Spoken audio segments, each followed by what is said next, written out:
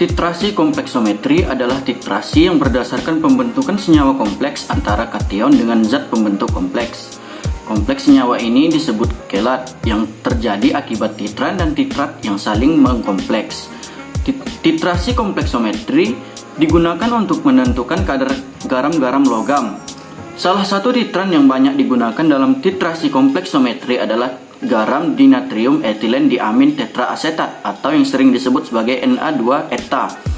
Eta akan membentuk kompleks 1:1 yang stabil dengan semua logam, kecuali dengan logam alkali seperti natrium dan kalium. Logam-logam alkali tanah seperti kalsium dan magnesium membentuk kompleks yang tidak stabil dengan eta pada pH yang rendah. Karenanya, titrasi logam-logam ini dilakukan dengan eta dengan bantuan larutan buffer.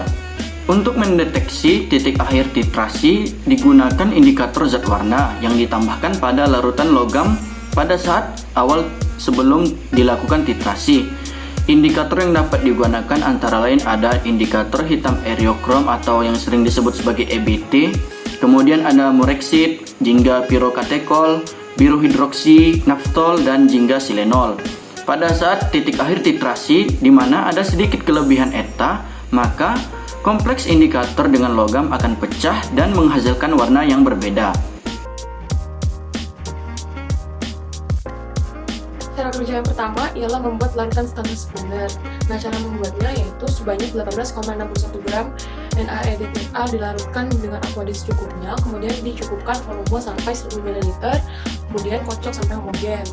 Yang kedua ialah pembuatan larutan standar primer sebanyak 12,398 gram magnesium sulfat 7H2O dilarutkan dengan aqua des, selanjutnya dicukupkan volume sampai 1000 ml, kemudian kocok sampai homogen.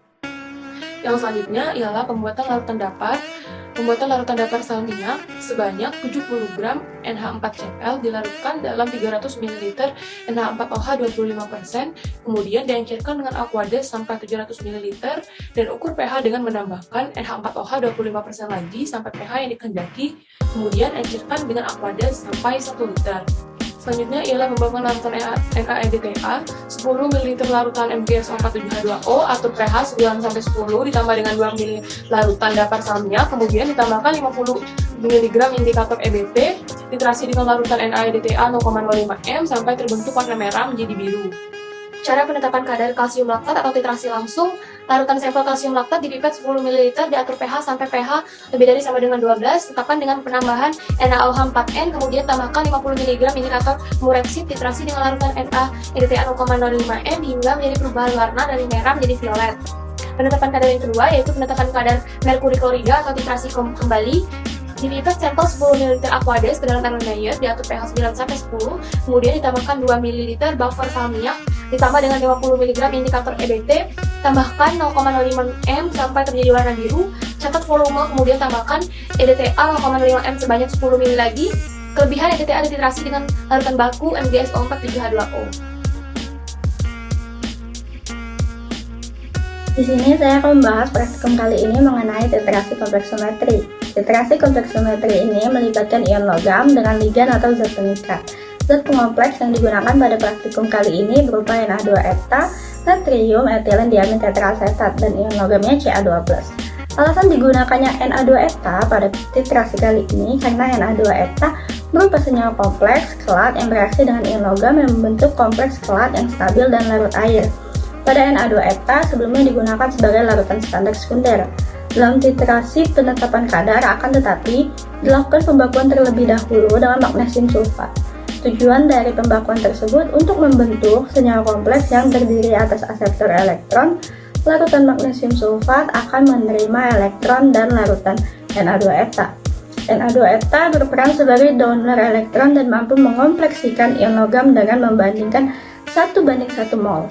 Adapun keuntungan dari titrasi kompleksometri antara lain eta stabil, mudah larut, menunjukkan komposisi kimiawi yang tertentu, selektivitas kompleks dapat diatur dengan pengendalian pH, logam dapat dititrasi pada pH 1-4, titik ekivalen mudah tercapai. Dari praktikum yang membahas mengenai kompleksometri kali ini, kita dapat mengambil kesimpulan yang pertama, yaitu analisa kompleksometri adalah titrasi yang digunakan untuk menetapkan kadar logam dengan larutan baku di natrium edetat yang melibatkan pembentukan kompleks stabil hasil reaksi antara titrat dengan titrat. Yang kedua, indikator warna ditambahkan sejak awal titrasi untuk membentuk larutan kompleks berwarna dengan sejumlah kecil logam. Yang ketiga, penetapan kadar logam pada kalsium laktat dapat dilakukan dengan analisa kompleksometri titrasi langsung dengan penambahan indikator fluoreksin.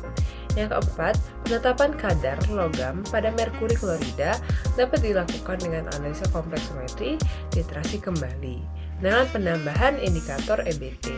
Yang kelima, hasil penetapan kadar kalsium laktat dengan kompleksometri diperoleh kadar sebesar 142,857 mg atau sama dengan 142,857 ml dengan persen kadar sebesar 151,32%.